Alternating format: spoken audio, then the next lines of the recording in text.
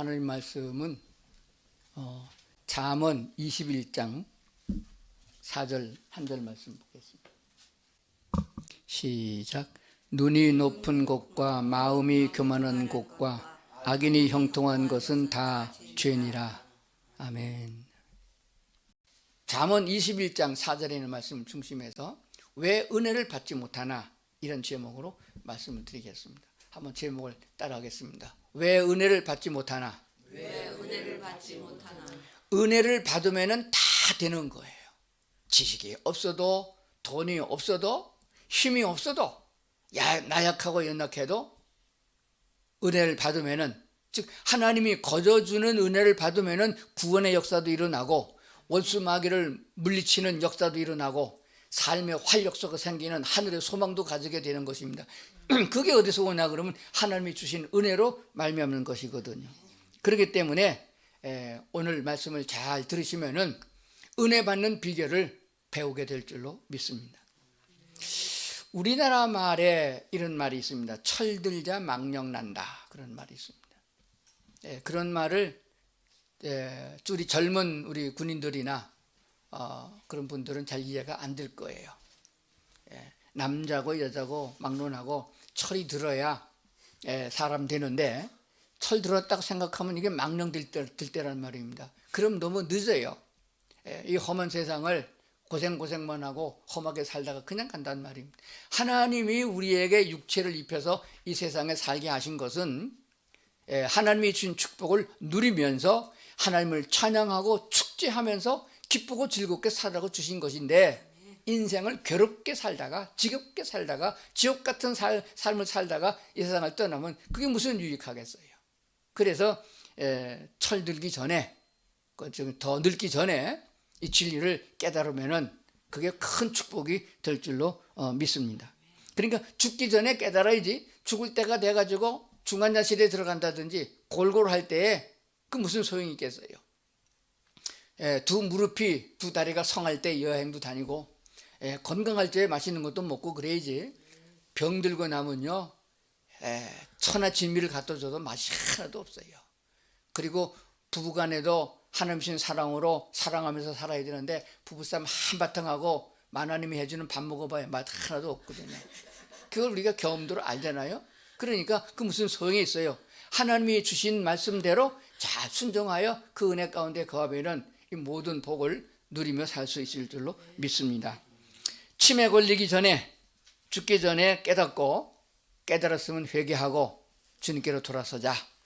원죄, 마귀에게 속해 있던 우리가 예수 그리스도의 보혈의 공로를 믿고 거듭나는 회개는 한 번에 일어나는 회개요, 생활 속에서 말씀을 깨닫고 돌아서는 것은 매일매일 일어나는 회개가 됩니다.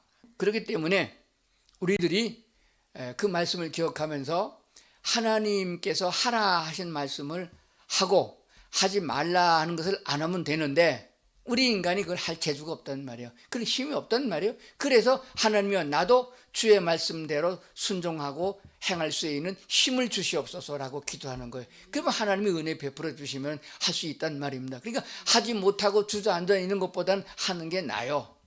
운동을 보세요. 운동 선수가 힘이 나요? 구경꾼이 힘이 나요? 실제로 운동하는 사람이 더 힘이 나는 것입니다.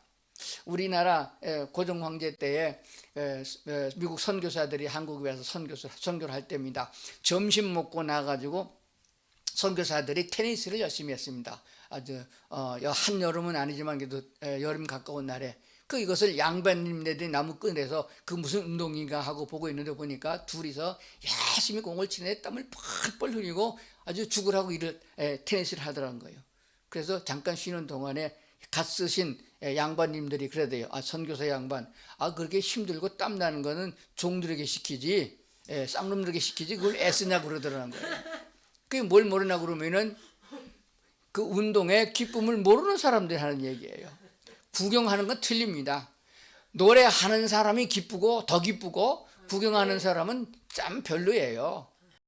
그렇기 때문에 우리가 하나님의 은혜를 입고 내가 직접 하나님과 더불어 함께 할 수 있는 그런 축복이 날마다 있어야 된다고 믿습니다. 힘쓰고 애쓰고 노력한다고 해서 되는 게 아니거든요. 이론은 참 많습니다. 인문학이 지금 다 그래요. 누가 모르겠어요? 뻔히 아는 얘기입니다. 남 도와주는 거 좋은 일이고, 이웃 사랑하는 거 좋은 일이고, 형제간에 화목하는 거 좋은 일이고, 부모 공경하는 것도 좋은 일이고, 그거 다 좋은 일이에요. 근데 삶 속에서 그게 되나요? 세상에 나가면은 적들이 너무 많아가지고 나를 갈구고 힘들게 하기 때문에 그걸 견디고 이길 만한 재주가 없단 말입니다. 그래서 오늘은 뭐냐? 왜 은혜를 받지 못하느냐 하는 점을 생각해 보려고 합니다. 왜 은혜를 못 받냐 하게 되면은 첫째는 교만해서 그런 거예요. 교만해서 그렇습니다. 오늘 성경 본문은 뭐라고 했어요? 교만은 죄다 그랬습니다. 그럼 어느 정도 교만이냐? 하나님이 보시기에 그 기준점이에요. 예수 안 믿는 사람들, 하나님을 인정하지 않는 사람은 자기가 기준입니다.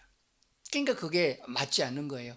우리 그리스도인들은 우리를 창조하신, 우리의 두뇌와 우리의 세포와 우리 안에 들은 모든 DNA까지를 다 창조하시고 조성하신 분이 하나님이십니다. 그렇게 잘 하시는 하나님이 기준이 되어져 가지고 너 그러면은 복 못 받아. 우리나라 말로 너 그러면은 기쁨이 없어. 너 그러면 소망이 없어. 이렇게 해야 네가 기쁜 거야. 이걸 가르쳐 주시는 거예요. 이 기준이 있어야 되는데 그 기준치를 벗어나면 죄가 되는 거예요. 성경 본문에서 나오는 죄라고 하는 것은 화살, 양궁 선수가 제일 가운데를 딱 정점을 맞추는 데서 벗어나는 것은 다 죄라고 그랬거든요. 그 죄를 이길 수 있는 방법이 뭐냐? 하나님이 함께 해주시는 길밖에 없습니다. 자, 그러면은 오늘 먼저 어떤 것이 성경적으로 죄가 되느냐 하는 것들을 살펴보도록 그렇게 하겠습니다. 야고보서 6장에 있는 말씀을 한번 보겠습니다. 자, 화면에도 나가니까 화면에서 보도록 하겠습니다. 잠언 본문의 말씀 한 번 더 보겠습니다. 눈이 높은 것과 마음이 교만한 것과 악인이 형통한 것은 다 죄니라. 야고보서 6장 4절 하나님이 교만한 자를 물리치시고 겸손한 자에게 은혜를 주신다 하였느니라. 어떤 자에게 은혜를? 겸손한 자에게 은혜를 주신다 하였느니라. 겸손만 하면 되는 게 아닙니다. 교만한 자는 물리친다. 근처도 오지 말아라. 떠다 민다는 거예요. 그러면 교만한 자가 어찌 하나님 앞에 가겠습니까? 겸손한 자세가 돼야 하나님께 은혜를 받는 거예요. 그 다음에 베드로전서 5장 5절에 있는 말씀 보겠습니다. 베드로전서 5장 5절 하나님은 교만한 자를 대적하시되, 야고보서는 물리친다고 그랬는데 베드로전서 베드로 사도는 대적한다, 적대시한다. 교만한 사람은 하나님 앞에 서면 얻어 터지는 거예요. 대적이 되는 거니까. 겸손한 자들에겐 은혜를 주신다. 얼마나 좋은 말씀인데, 조금 더 구약으로 가서 신명기 8장 12절에 있는 말씀 보겠습니다. 이것은 모세가 요단 언덕에 서서 가나안 땅을 바라보고 그 땅에 들어갈 그 백성들에게 가나안 땅에 들어가서 살아야 되는 그들에게 신신당부한 유언과 같은 말씀이 됩니다. 이게 성경에 기록되어 있는 거예요. 한번 보겠습니다.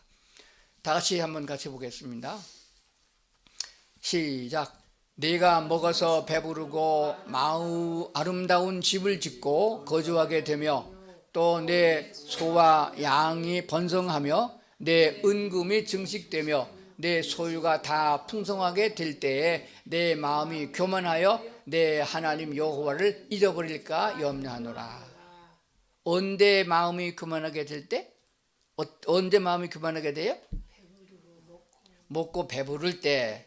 또 집이 꺼주한 집이 아니에요. 지하실 방이 아닙니다. 요즘 한창 인기가 있는 그 경기도 양평에 있는 전원주택. 다 내려다보면 한강이 보이고, 그래서 서울 사람의 제일 로망이 양평이라고 그러는데, 우리가 이 양평에 살잖아요. 근데 저는 양평 그 좋은 그런 데가 아니고 양평군 용문면에 삽니다. 시골입니다. 그래도 자연이 보여서 얼마나 좋은지 몰라요. 그럴 적에 마음이 교만하게 된다. 조심해야 됩니다. 소와 양이 번성하며 내 은금이 증식되며 내 소유가 다 풍성하게 될 때, 다시 말하면 부자가 될 때에, 은금이 요즘에 하도 세상이 불안하니까 금괴를 사서 모은다고 그래요. 금괴가 아니고 금괴를 사다 모은다고 그래요. 그리고 아파트를 뭐 아무리 올라가도 아주 올라가기 좋은 땅에 가서 아파트를 더 많이 사고 한 채도 모자라 두 채, 세 채를 산다고 그러잖아요. 주식을 사고 비트코인을 사고 그런 겁니다. 그런 거 하면은 내 마음이 교만하여 내 하나님 여호와를 잊어버리게 된다. 그 염려한 거예요. 근데 모세가 그렇게 염려한 대로 사람들이 그렇게 된 걸 보게 돼요. 참 문제가 됩니다. 그러면 오늘날 우리 현실적인 면에 봐서 이런 문제가 나한테는 없느냐. 교만하게 되는 것은 내게 뭔가 있다고 생각할 때 교만하게 되는 거예요. 특히 여자들은 나이가 먹으면서 용모가 좀 예쁘든지 몸매 관리가 잘 돼서 좀 날씬하다고 칭찬받을 때 그것도 있다는 거예요. 그게 다른 사람을 멸시하는 죄가 되거든요. 돈이 좀 있다거나 아니면 명예가 있다거나 지식이 남보다 좀 나아가지고 박사학위가 몇 개 있다든가 이런 게 있으면은 교만하게 되는 거예요. 내가 갖고 있는 게 뭐가 있느냐 알아봐야 됩니다. 그래서 그게 다 없어지고 치매 걸리면은 아니면 치매는 안 걸렸다 할지라도 중병에 걸려 들어 눕다고 그러면은 재물이 무슨 소용이 있으며 무슨 그 힘이 있겠어요. 그래서 우리가 건강도 있을 때 교만하지 건강을 잃어버리면 다 낮아지게 되고 겸손하게 됩니다. 하나님께서 교만한 자를 대적하신다고까지 하셨는데 우리가 하나님의 은혜 못 받고 살아가는 이유가 무엇인가를 분명히 알아야 되는데 이렇게 설교를 해도 이것을 알아듣지를 못하고 깨닫지도 못하고 그건 너나 해. 나는 돈이 있어야 돼. 나는 내 멋대로 살 거야. 내 식으로 살 거야 하는 사람이 얼마나 많은지 모릅니다. 정신을 바짝 차려야 됩니다. 왜 그런가 하는 것도 먼저 말씀을 드리겠습니다. 한번 따라합시다. 그날이 가까워졌다. 그날이 무슨 날이에요? 예수님이 땅에 왕으로 오셔서 백보자 심판을 베풀 때가 됩니다. 예수 재림의 날이에요. 그거 전에 뭐가 아니라 휴거의 날이 있습니다. 그런데 지금 개신교가 생기고 세월이 이렇게 많이 지나가면서 60년대 70년대 교회가 막 세워지고 전도가 되고 부흥될 적에는 정말 이 휴거와 대환란에 대해서 많이 설교했어요. 그런데 이렇게 신시대가 20세기가 되면서부터 교회들마다 교회는 부흥되어지고 교인 수는 많아졌는데도 불구하고 교회에서 휴거에 대한 설교가 사라져버렸어요. 대환란에 대한 준비를 하라는 설교가 다 사라져버렸어요. 그거 뭐냐? 마귀적인 전략이요, 마귀적인 함정인 줄은 모르고 있다는 것입니다. 교회가 비대해지고 교회가 풍성해지고 교인들이 먹을 것이 많아지고 권세를 잡고 이렇게 되다 보니까 예수님께서 심판하러 온다는 것을 너무나도 잊어버리고 산다 하는 것입니다. 너무 말을 많이 해가지고 양치기하던 소년이 거짓말했던 것처럼 그게 속았다고 생각해서 그런지 모르겠어요. 속은 것이 아니고 하나님의 오래 참으심으로 말미암아 우리가 하나님 앞에 그런 것들을 잊어버리고 있다는 것을 알게 됩니다. 그러나 분명한 것은 주님이 오시는 날이 도적같이 오신다고 그랬으니까 언제 그런 날이 닥칠런지 모르기 때문에 충분한 준비를 하고 있어야 된다는 사실입니다. 휴거에 대해서는 언제가 제가 따로 한번 설교할 생각이 있습니다. 그래서 성경에 요한계시록에 보면 천년 왕국이 나옵니다. 천년 동안 왕노릇하리라 하는 성경에 분명한 말씀이 있습니다. 그래서 천년이라는 그 왕국이 천년이라는 축복의 날이 대환란 전에 있느냐 후에 있느냐 그런 건 없다. 그런 설교에서 전천년선, 후천년선, 무천년선 그런 설이 있습니다. 그러나 분명한 사실은 그 무천년이라는 말은 그거는 없는 거예요. 왜냐하면 성경에 없으니까. 성경에 천년 왕국이 있으니까 분명히 있는 것입니다. 그러면 천년 왕국이 대환란 전에 있느냐? 그렇다면 우리 온 성도들이 대환란을 경험하면서 그 죽을 똥을 살면서 그걸 겪으면서 환란을 겪은 다음에 천년 왕국에 들어간다는 말이에요. 근데 후천년선을 믿는 사람들은 우리 성도들이 주님께서 공중 재림할 적에 휴거되고 그래서 공중에서 천년을 지내는 동안 이 땅에는 대환란이 일어난다 하는 것입니다. 그런데 보통 보수적인 교단의 목사님들은 우리가 대환란을 겪지 아니하고 공중으로 휴거될 것이라는 것을 믿습니다. 미국에는 거의 지금부터 8, 9년 전 10년 가까이 되는데 벌써 이 휴거의 날에 대해서 휴거가 된 후에 일어나는 일을 영화로 엮어서 영화로 상정한 것이 지금까지 상영되고 있습니다. 그래서 전편이 나왔고 지금 후편까지 나왔습니다. 우리 성도님께서 한번 기회가 되면은 유튜브에 들어가서 한번 볼 수 있으면 좋겠습니다. 한국어로 한글 자막을 달아서 번역을 해준 것도 있는데 재미가 없어요. 그래서 보다가 쭉쭉 돌리다가 그만둬버립니다. 제가 좀 봤는데 재미는 별로 없어요. 그러나 분명한 사실은 휴거된 후에 되어지는 일을 아주 묘사를 잘 해서 만든 영화가 됩니다. 휴거가 될 때 많은 사람이 휴거될까요? 적은 사람이 휴거될까요? 예수님이 분명히 말씀하기를 내가 가면은 너희가 있어야 될 처소를 예비하고 다시 와서 너희를 데리고 가겠다. 내가 공중에서부터 임할 적에 너희들이 다 부활되어져서 그래서 변화되어져서 공중에서 주를 영접하리라 분명히 말씀하신 것이 휴거의 날이거든요. 성경에 있으게 분명히 있다는 말입니다. 그러면은 휴거가 될 적에 퍼센트로 보게 되면은 반반 가겠어요? 아니면 반반 못 가겠어요? 한번 생각해 보세요. 휴거될 적에 여러분 자신 있게 주님께서 오라실 때 올라갈 수 있겠습니까? 온라인 설교 듣고 있는 분들 생각해 보세요. 자신이 있는 분 손 들어보나? 자신이 있다. 자신이 없는 거예요. 미징미징한 거 보니까. 예수님께서 친히 말씀하기를 너희는 넓은 길로 가지 말아라. 그리로 가는 사람은 많지만은 멸망의 길이다. 좁은 길로 가라. 그 길은 적지만은 영생의 길이다. 분명히 말씀하셨거든요. 지금 제가 보니까 퍼센트로 보게 되면은 10%가 될까 말까 하지 않겠는가. 그렇게 되어지면은 휴거된 사람들이 아주 적다는 거예요. 그러면 이 땅에서 휴거의 현상이 일어나도 방송에 보도가 되고 난리가 나지만은 곧 잊혀져 버리고 맙니다. 아프가니스탄 사건을 우리가 보도로 보면서 뭐 그런 게 있는가 보다. 세월호 사건을 통해서 뭐 배가 침몰됐다. 뭐 그런 일이 있는가 보다. 비행기가 추락했다. 그런 게 있는가 보다 하고 넘어가 버리고 말아요. 왜? 숫자가 너무 적기 때문에.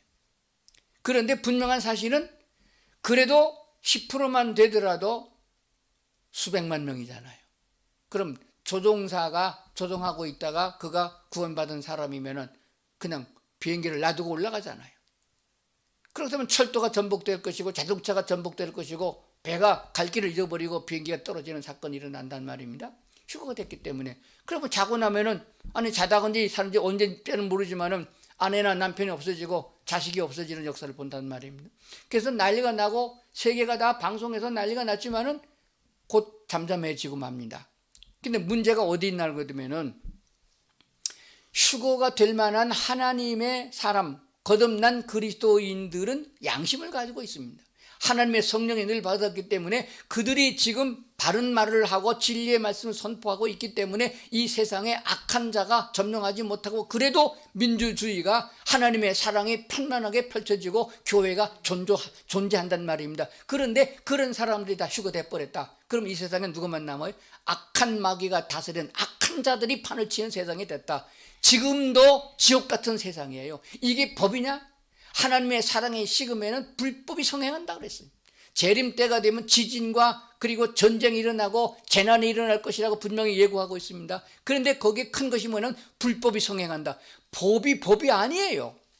아니 저게 어떻게 저런 판결이 나와? 지금도 그러잖아. 이게 세상이야? 그럽니다. 지옥 같다고 말합니다. 그런데 휴거된 다음의 세상을 생각해 보세요.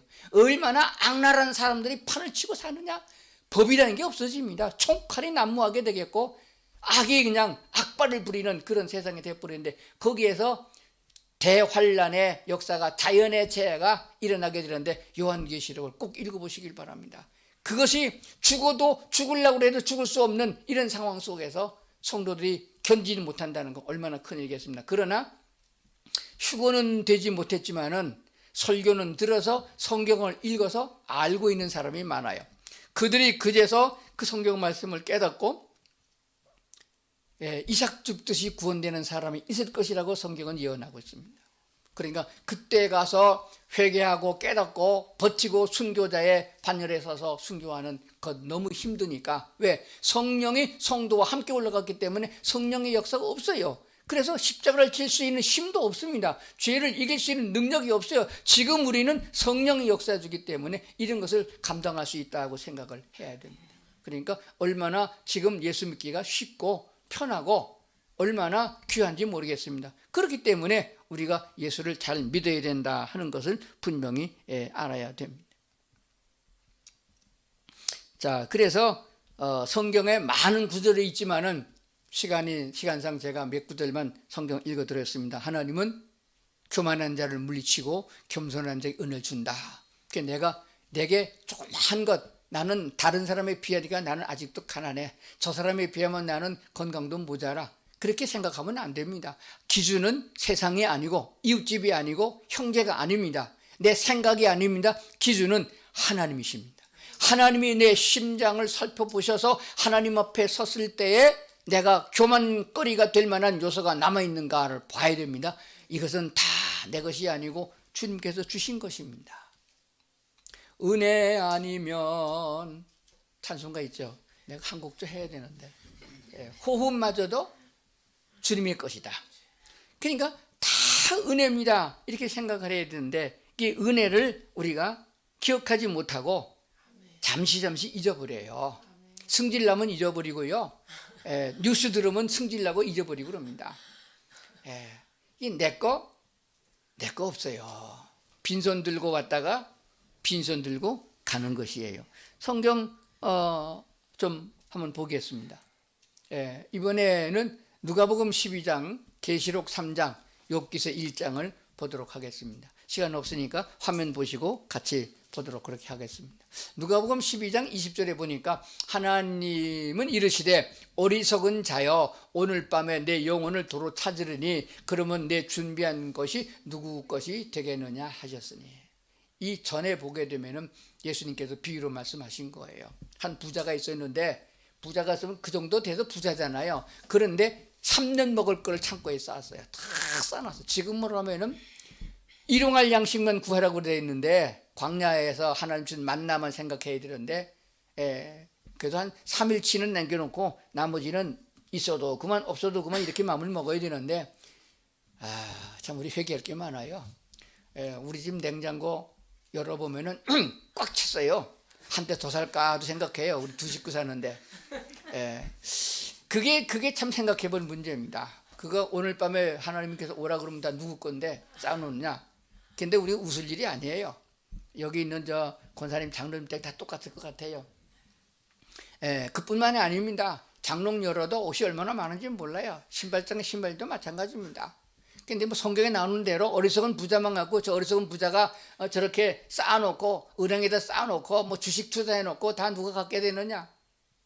그렇게 생각하기는 얼마 전에 보도된 것인데 제주도에 있는 어떤 사람이 중고 인터넷 시장에서 그 김치 냉장고를 하나 샀답니다. 그래서 택배로 배달해서 왔어요.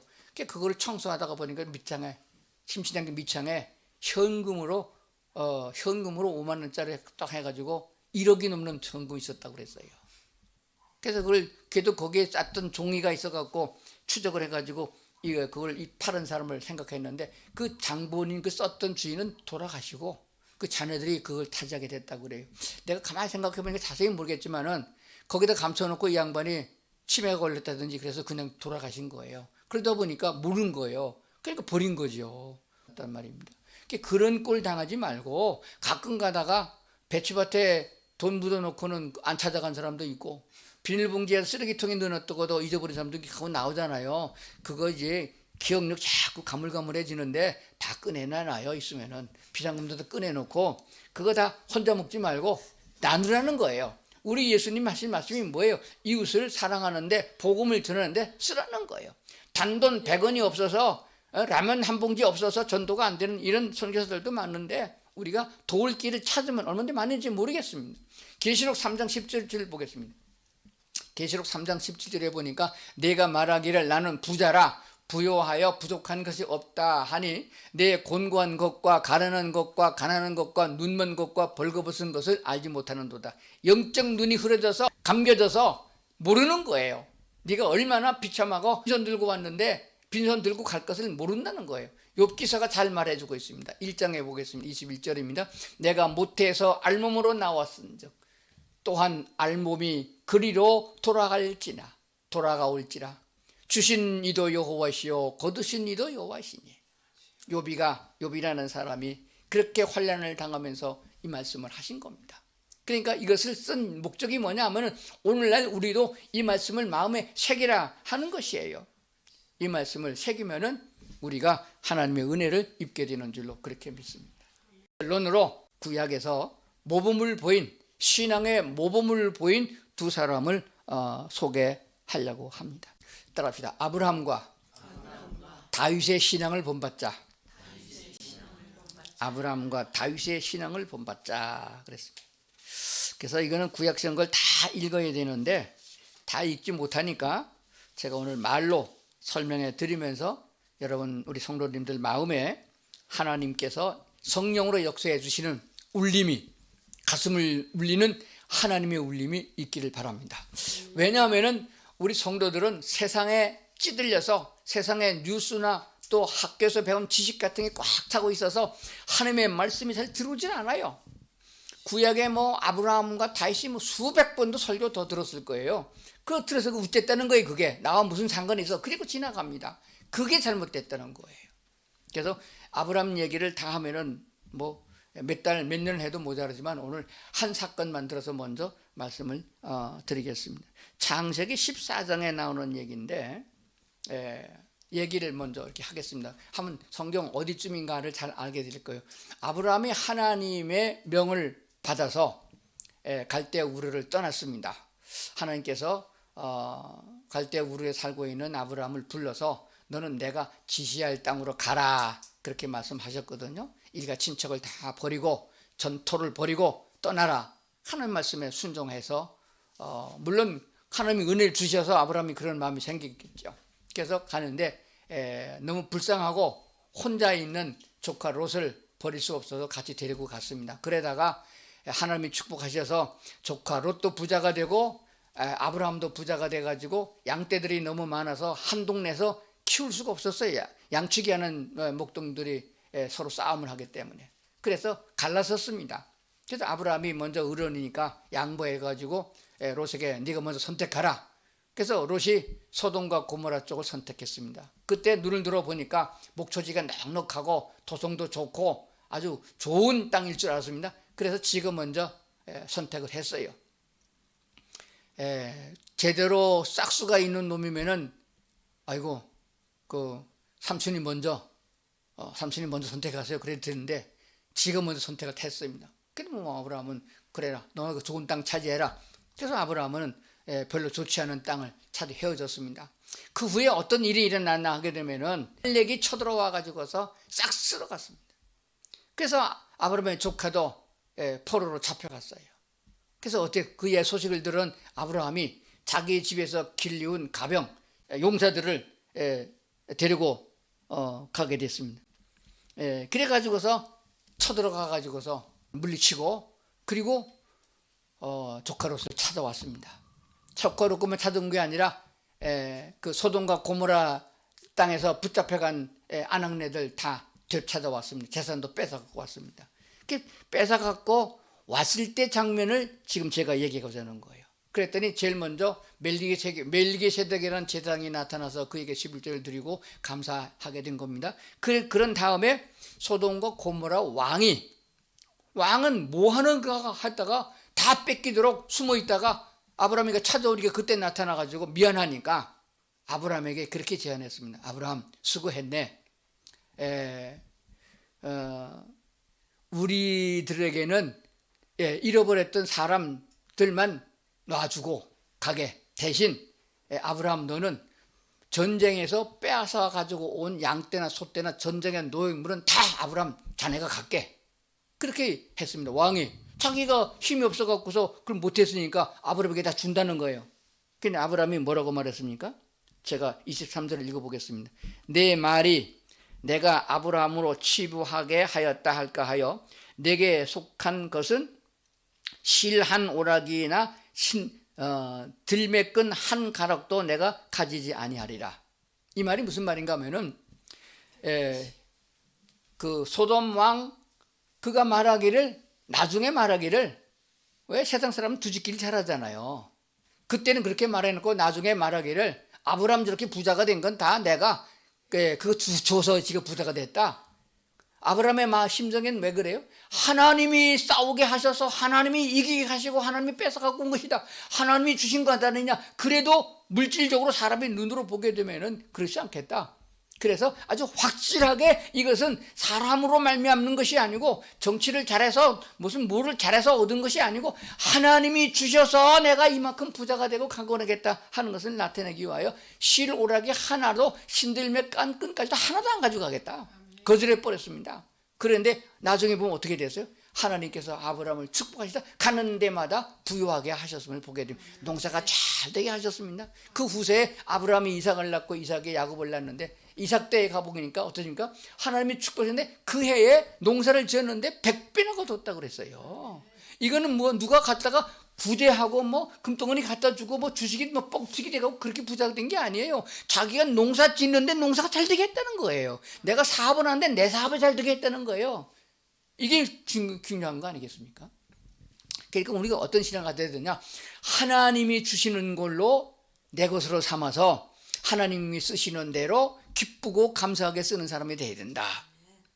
예수 참 믿는 사람이, 정말 신앙적인 사람이 있어요. 암에 걸려서 죽을 둥 살았는데 살았어요. 그래서 인터뷰하게 됐습니다. 어떻게 건강하게 됐습니까? 내가 뭘 먹어서 암이 났습니다. 그렇게 말하더라고요. 내가 저 사람이 신앙생활 하는 맞나? 저게 맞나? 그 유명한 사람은 내가 인신공격이 될 것 같아서 돌아가셨기 때문에 또 명예사저가 될 것같아서 얘기는 안 하는데 그랬어요.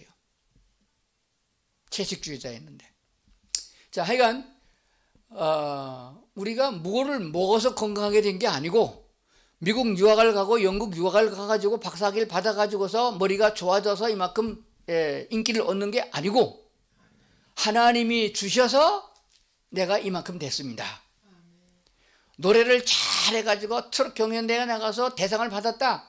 그러니까 이건 누가 나를 사사하고 누가 나를 가르쳐가지고 이렇게 됐습니다. 그게 아니고, 운동선수가 세계에 나가서 운동을 잘해가지고 금메달을 받아갖고 왔다. 우리 팀이 잘해가지고 내가 잘해가지고서 연습을 많이 해가지고서 이렇게 우승을 가졌다. 그게 아니고, 하나님이 함께 하셨습니다.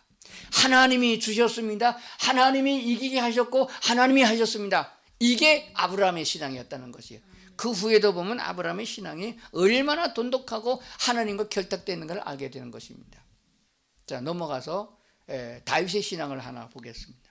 사무엘상 30장에 나오는 얘기인데, 여기도 전쟁에 대한 얘기예요. 한번 나중에 시간 되면 자세하게 읽어보길 바랍니다. 제가 설명을 해드리겠습니다.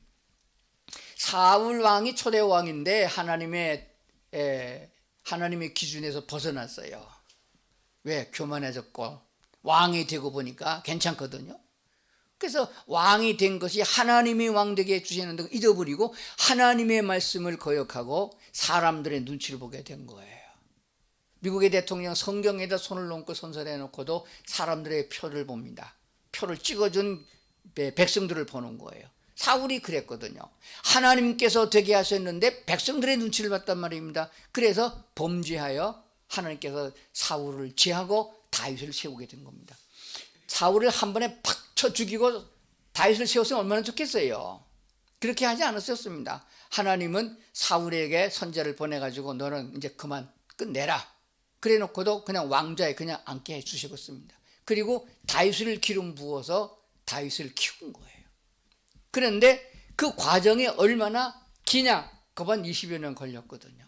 그러니까 그동안 다윗은 얼마나 고통스러운 세월을 보냈는지 말로 다 형용할 수 없습니다. 사울이 다윗을 죽이려고 그랬거든. 왜? 역적모의를 한다고. 자기 왕의 모가지 자르고 지가 왕이 되려고 했다고. 그래가지고 군사를 풀어가지고 다윗을 죽이려고 그랬는데 다윗이 충분하게 사울을 이길 만한 힘과 능력이 있었지만 그렇게 하지 않고 피했습니다. 왜냐하면 하나님이 하시는 일에 어찌 내가 나서겠느냐. 하나님께서 내게 명한 적이 없다. 네가 사울을 죽여라 하는 명령을 받은 적이 없다. 그래서 계속 피해서 다니기를 그 많은 세월을 보내게 됩니다. 그때의 한 장면이 하도 쫓아다녀서 좁은 땅 때문에 피할 데가 없었습니다. 왜냐하면 사울에게는 군사가 많았고 다윗에게는 군사가 없었거든요. 그리고 피난당이고 도망다녔는데 먹을 것이 제대로 있었겠습니까? 무슨 무기가 제대로 있었겠습니까? 그래서 나중에는 방법이 없어가지고 이웃나라 블레셋 땅으로 망명을 가버렸습니다. 그때 얘기예요. 블레셋 땅으로 망명 갈 적에 다윗을 찾아왔던 군사들이 얼마나 되냐면 600명이었다. 근데 정규군이 아니고 잡졸들이에요. 원통한 사람, 억울한 힘을 만난 사람, 막 깡패들, 도둑놈들, 그런 사람이 다 이 나라가 개떡 같으니까 싫다, 사울의 통치에 있기 싫다, 그래서 다윗을 찾아와가지고 군사가 된 거예요. 그러니까 600명하고 식솔들을 하고 다니면 한 2만 명, 꽤 많은 군사가 됩니다. 그들 다 끌고, 그때는 뭐 나라가 적었기 때문에, 국경도 없었기 때문에 가게 되면 다 받아줬어요. 원래 블레셋이 이스라엘 많이 점령했는데 거기서 한 부족이 온다고 그러니까 받아준 겁니다. 그래서 이스라엘과 블레셋 국경지대가 되는 곳에 거하도록 했습니다. 그때 블레셋 지방에 가드라고 하는 왕이 그 사람이 있었습니다. 그래서 블레셋 지방의 가드 왕 마옥의 아들 아기스가 그 지역의 분봉왕으로 있을 때가 그때 망명하게 된 거예요. 그래서 국경지대에 시글락이라는 동네를 다윗의 식솔들이 살 수 있도록 허락을 해줬습니다. 그러니까 이제 사울이 블레셋 땅으로 망명 갔다 그러니까 거기 찾으러 죽이러 갔다가는 블레셋이 얼마나 강한 나라인데요. 안 되겠으니까 아예 포기하고 말아버렸습니다. 그래서 거기서 다윗이 그 식솔들을 데리고 1년 4개월을 살았습니다. 그러니까 1년 4개월 살기 전에 어떤 일이 있었나, 한 1년쯤 지난 다음에, 정확한 날짜는 없습니다만은 블레셋하고 이스라엘과 전쟁이 붙었습니다. 그러니까 블레셋 땅에 망명하고 있는 다윗의 군사들을 다 600명을 데리고 전쟁에 참가하게 된 거예요. 왜냐하면 블레셋 사람이 됐으니까. 그러면 다윗의 가슴 속에는 어떻게 했어요? 어떻게 내가 내 동족과 싸우겠느냐? 그래서 어떻게 안 가게 되면은 안 되잖아요. 블레셋 땅의 사람으로 망명돼서 벌써 오랫동안 거기서 얻어먹고 살았는데, 그래서 전쟁에 참여하게 됐습니다. 그 전쟁터까지 나가는 데가 한 3일길쯤 되는 거예요. 갔는데 블레셋 장교들이, 블레셋의 고관들이, 지금 말하면 참모총장이나 그런 높은 사람들이 왕에게 나가서 고했습니다. 다윗이 누굽니까? 다윗이 블레셋 그 전에 우리 고대에 골리앗을 쳐 죽일 때 다윗이 어땠습니까? 소년이었지만은 이스라엘 백성이 말하기를 다윗이 죽인 자는 천천이고 만만이고 사울이 죽인 자는 뭐 1000명이다. 그래가지고 영웅되지 않았습니까? 지금 뭐 사울에게 쫓겨나가지고 망명 왔다 하게 하지만은 다윗이 고향으로 돌아갈 수 있는 명목이 있어야 하지 않겠습니까? 만약에 전쟁터에 나가서 뒤돌아서서 방귀를 들어가지고 우리를 치면은 우리가 지지 않습니까? 그리고 우리 목을 잘라가지고 이스라엘 땅으로 돌아가면 어떻게 하겠습니까? 안 됩니다. 다윗을 돌려보내야 됩니다. 그래가지고 거기서 문제가 생긴 거예요. 그래서 아기스 왕이 가만히 생각하니까 지금까지 보니까 다윗이 참 착하고 그렇게 배신 때릴 것 같지 않은 사람인 걸 보였지만은 군대 장교들이 그렇게 말을 하니까 돌아가라. 그래서 다윗에게 했습니다. 이건 무슨 소리냐고, 내가 블레셋에 녹을 먹고 있는데 공을 세우려고 맘먹었는데 왜 그럽니까? 속으로는 빨리 갔으면 좋은데. 그래서 자꾸 가라고 원하니까 집으로 돌아왔어요. 집으로 돌아와서 보니까 아말렉군이 일어나가지고 그동안에 아주 시글락을 점령해가지고 싹 쓸어가 버렸어요. 그도 블레셋 한 지역도 쓸어가 버리고 말았어요. 전쟁에 나간 사이에 본국을 침범해가지고 다 뺏어가고 아낙네들은 다 사로잡아가서 노예로 삼으려고 가버렸습니다. 그러니까 군사 600명을 다윗이 전쟁터에서 사흘길을 걸어서 와보니까 그 지경이에요. 그래서 다윗이 하나님께 기도했습니다. 지금 적을 뒤쫓아가면 잡을 수 있겠습니까? 하나님이 답을 줬어요. 쫓아가라, 잡을 수 있겠다. 그래서 600명의 군사를 끌고 쉬지도 못하고 구보로 달려서 밤낮으로 달렸다고 말했습니다. 얼마나 달려가느냐? 하루길 좀 쉬지 않고 그냥 있는 힘을 다 해가지고 부월 시대까지 갔는데 더 이상 추격할 수 있는 힘이 없어졌어요. 그래서 더 이상 못 달리겠습니다. 그래서 기진맥진해서 쓰러진 200명을 머물러 놓고 그래도 건장한 사람 400명을 데리고 계속 달렸습니다. 그래서 사무엘상 30장 17절 이하에 보면 새벽부터 이튿날 저물 때까지 쳐서 승리를 거두었다 그랬습니다. 그래서 계속 달려가 가지고, 그러니까 전쟁터에서 돌아오는데 사흘길 걸렸죠. 침범을 쫓아가는데 하루 걸렸죠. 또 있는 힘을 다 달려가지고 그들을 만났습니다. 그래가지고 한꺼번에 친 게 아니라 가서 보니까 그들이 그냥 먹고 마시고 그냥 천막에서 아직 본국까지 돌아가지 못하고 그러고 있는 상황에 전쟁이 붙은 겁니다. 성경대로 보니까 이튿날 저물 때까지, 새벽부터 이튿날 저물 때까지, 그러니까 새벽부터 하루 지나고 밤새도록 싸우고 그날 밤까지 그렇게 쳐서 적을 다 섬멸하고 잃어버렸던 전쟁 노획물을 다 찾고, 그리고 여자들 아낙네를 다 찾아가지고 돌아오게 된 겁니다. 돌아와서 어디까지 왔나 그러면 부올 시내까지 왔어요. 거기에 200명이 머물러 있었습니다. 못 쫓아가고. 그러니까 전쟁터에 나가서 그 힘을 다하여, 죽을 힘을 다하여 싸웠던 400명은 어땠는지 아시겠어요? 우리가 죽을 힘을 다해서 싸운 이 전쟁의 노획물을 전쟁에 참가하지 않은 이놈들은 주지 말고 우리만 가져야 됩니다. 그랬을 때에 다윗이 한 말이 바로 오늘 우리가 배워야 되는, 본받아야 될 내용입니다.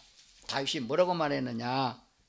형제들아, 여호와께서 보호하시고 이기게 하심이라. 동일하게 분배해야 된다. 그 후에 이스라엘 사람들에게 율례와 규례를 삼았다라고 기록하고 있습니다. 다시 말하면은 하나님이 이기게 하셨고, 하나님께서 힘을 주셔서 견디게 하셨고, 하나님께서 능력과 힘을 주셔서 적을 물리치게 된 것이니까 하나님이 하신 것이다. 싸우긴 우리가 싸웠지만 하나님이 함께 하지 않았다면 어림없는 일이다. 그러니까 여기 머물렀던 사람들이나 싸워서 이긴 사람들이나 전쟁에서 수고해서 얻은 전쟁 노예물을 똑같이 분배해야 된다. 이 다윗의 마음속에 뭐가 있었느냐 하게 되면, 정말로 우리가 일반적으로 생각할 때 보면은 마땅히 그들에게 노획물을 더 줘야 맞아요. 그러나 다윗은 말이 아니다. 하나님이 이기게 하신 것이다. 그래서 사무엘 상하나 역대 상하를 통해서 다윗의 전쟁에 대한 싸움에 대한 얘기를 보면 이렇게 기록하고 있습니다. 하나님이 이기게 하셨는지라. 하나님께서 싸우러 가라, 내가 이기게 하겠다는 말씀을 듣고 가서 싸워서 이긴 거예요. 그러므로 싸워서 이긴 것이 아니고 이겨놓고 싸운 싸움이었다는 것을 알게 되어집니다. 이것이 오늘 우리들에게도 필요한 것이에요. 하나님이 은혜를 주시면은 우리는 이겨놓고 싸우는 싸움이에요. 그렇기 때문에 신앙생활이 어렵지 않고 신나고 즐겁고 기쁘다. 물론 힘도 쓰고, 물론 싸움도 싸우고 노력도 필요하고 그렇습니다. 그러나 그것이 지겨워서 하는 일이 아니고 힘든 일이 아니고 즐거움을 할 수 있다. 왜? 사랑하는 주님이 우리와 함께하기 때문이다. 이스라엘 백성이 애굽에서 나와서 가나안 땅에 들어갈 적에도 아말렉과 전쟁이 있었어요. 그때는 모세가 언덕에 올라서 손을 들고 기도했고 여호수아가 나가서 싸웠습니다. 여호수아의 공로도 중요하고 여호수아와 함께 갔던 전쟁에 용맹한 군사도 중요했지만 손을 들어 기도했던 모세가 손을 내리면 졌어요. 들면 이겼습니다. 그런데 모세는 사람이기 때문에 손을 들고 오래 있으면 팔이 내려가요. 아론과 훌이 옆에서 손을 받들어줘서 이기겠단 말입니다. 그러니까 모두가 다 자기 공로를 내세우면 싸움이 날 수밖에 없습니다. 그런데 성경대로 보게 되면 하나님이 그리하게 하셨다 하는 것을 알게 되어집니다. 오늘 우리는 공로를 자기한테 돌리면 안 됩니다. 목사가 잘해서 교회가 부흥되어지고, 남편이 잘해서 우리 가정이 편안하고, 아내가 살림을 잘해가지고 이만하다, 그게 아닙니다. 하나님이 그런 지혜를 주셨기 때문에 그리 된 것이고, 하나님이 힘을 주셨기 때문에 그리 된 거예요. 그러므로 중요한 것은 결과보다는 마음이 중요한 것입니다. 화목해 하는 하나님의 은혜가 더 중요하다는 것을 기억을 해야 됩니다. 그러므로 여호와 하나님께로 향한 확고한 믿음이 먼저 있어야 됩니다. 이 믿음이 없으면은 우리는 어떤 것도 그런 마음을 가질 수도 없고 그렇게 행할 수도 없습니다. 용기를 가져야 싸워서 이길 수 있고 힘을 얻을 수 있는 것이에요. 이것이 어디서 와지느냐? 마귀 권세를 물리칠 수 있는 능력과 힘이 어디서 오느냐? 하나님이 주신 은혜에서 온다 하는 것이 됩니다. 말씀을 듣고 오늘 우리가 꼭 기억할 것은 이 마지막 때에 이 지금 세상을 보면은 분간할 수 없을 만큼 악으로 치닫고 있습니다. 뻔히 보는데 어떻게 저런 판결이 나오느냐? 이거는 이미 불법이 성행한 세상으로 접어들고 있는 것입니다. 악한 자가 이기고 선한 자가 지게 되어 있습니다. 믿음의 양심을 가진 사람이 손해를 보게 되어 있습니다. 그렇기 때문에 욕을 한다고 해서 되는 일이 아닙니다. 정치적인 얘기를 하지 말라고들 많이 그랬는데, 정치는 곧 하나님이 통치하는 세상에 우리가 살고 있기 때문에 우리는 그 가운데서 하나님의 은혜를, 하나님의 뜻을 볼 수 있어야 됩니다. 이번 선거 정의로운 사람들이 패합니다. 악한 자가 이깁니다. 왜? 말세기 때문에 그렇습니다. 그러면 이때 우리가 어떻게 해야 되느냐? 내 개인적으로 하나님 앞에 교만하지 아니하여 은혜를 입는 자가 되어야 됩니다. 구원에 이르는 것도, 믿음을 얻는 것도 하나님이 은혜를 주셔야 믿음이 생기고, 하나님이 주셔야 믿음이 생겨져서 믿고 고백하고 예수를 영접하여 구원에 이르게 되지 않았습니까? 그렇기 때문에 우리는 마지막까지 하나님의 은혜를 입음으로 신앙을 유지하고 하나님 나라에 임하게 될 줄로 믿습니다. 아무리 환난이 많고 악한 무리가 길을 쓴할지라도 죽으면 죽어도 순교를 하면 했지, 악에게 동조해서 죄를 짓지 않은 우리가 될 수 있도록 해야 될 줄로 믿습니다. 그러므로 모이기에 힘쓰고, 그러므로 우리는 하나님을 찬양하고 예배하는 데 힘써야 되며, 아직도 신앙의 양심을 가지고 믿기를 원하고 있지만 믿음을 갖지 못하는 그들을 위해 기도하고 복음을 전하는 일에 온 몸과 마음을 쏟아 부어야 할 줄로 믿습니다. 우리 하나님께서 이 모든 것들 우리에게 이루어질 줄을 믿고, 아브라함이 가졌던 신앙과 다윗이 가졌던 그 신앙을 우리가 본받아서 주여 내게도 그 믿음을 주시옵소서, 오늘도 내게 은혜를 부어 주시옵소서, 이렇게 기도하고 나가는 성도들이 될 줄로 믿습니다. 기도하시겠습니다.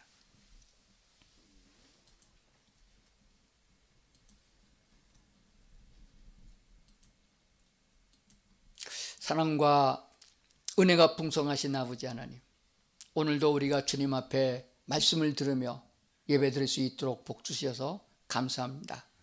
이런 자유로운 삶이 없어지고 지옥 같은 환난의 날이 올 수도 있습니다. 그래도 우리는 여호와 하나님을 떠나지 아니하고 우리의 마음이 여호와께로 향하고 입술로 하나님을 찬양하고 입술로 고백하여 하나님의 뜻대로 살아가는 저희들이 되게 하여 주시옵소서. 할 수 있는 대로 이웃을 생각하고 그들의 영혼을 구원하게 하여 주시고, 하나님의 사랑을 나눌 줄 아는 넉넉한 믿음을 가지고 살아갈 수 있도록 도와주시옵소서. 저들의 힘만 가지고 감당할 수 없사오니 하나님이 함께해 주시고 주께서 은혜 베풀어 주시옵기를 원하오며 예수님 이름으로 기도드리옵나이다. 아멘.